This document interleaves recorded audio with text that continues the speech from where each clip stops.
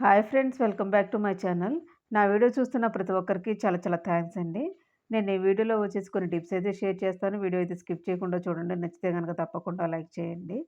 నేను ఎగ్‌కి సంబంధించిన టిప్స్ అయితే షేర్ చేస్తున్నానండి. ఫస్ట్ టిప్ వచ్చేసి ఎగ్స్ మనం ఆమ్లెట్ వేసుకుంటూ ఉంటాం. ప్లెయిన్ ఆమ్లెట్ కావచ్చు, లేకపోతే ఆనియన్స్ వేసి. అవి త్వరగా మిక్స్ అవ్వవు. అంటే వైట్ అండ్ యెల్లో అనేది.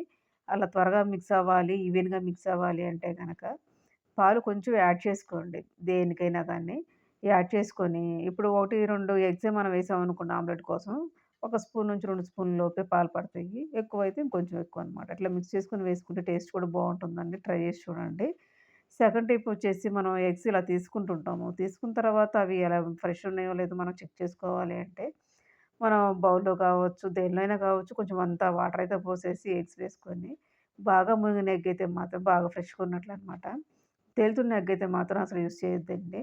కొంచెం అంతా లైట్‌గా తేలుతున్నట్లయితే అయైనా యూజ్ చేసుకోవచ్చు. కాబడితే బాగా మునిగిన ఎగ్ అంతా ఫ్రెష్ అయితే కాదని చెప్పేసి మనం అర్థం చేసుకోవచ్చనమాట. ఇదండి దీనికి సంబంధించి ఇక్కడ చూపిస్తున్నాను పిక్‌లో అయితే. ఇదొక టిప్ అనమాట అండి. ఇది యూజ్ అవుతుందని అనుకుంటున్నాను మీకు.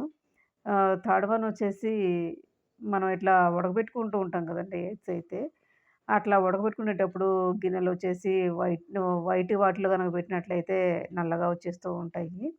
అట్లా రాకుండా ఉండాలి అంటే లెమన్ కానీ, అట్లానే చింతపండు గానీ యాడ్ చేసుకుంటే మన వాటర్‌లో ఇట్లా నల్లగా కాకుండా ఉంటుందండి. మనకి ఎగ్‌కు సంబంధించిన పొట్టు గూడా త్వరగా వచ్చేస్తుందండి. మీకు ఈ టిప్ కూడా యూజ్ అవుతుందని అనుకుంటున్నానండి. నచ్చితే గనక తప్పకుండా లైక్ చేయండి. అలాగే షేర్ చేయండి ఫ్రెండ్స్.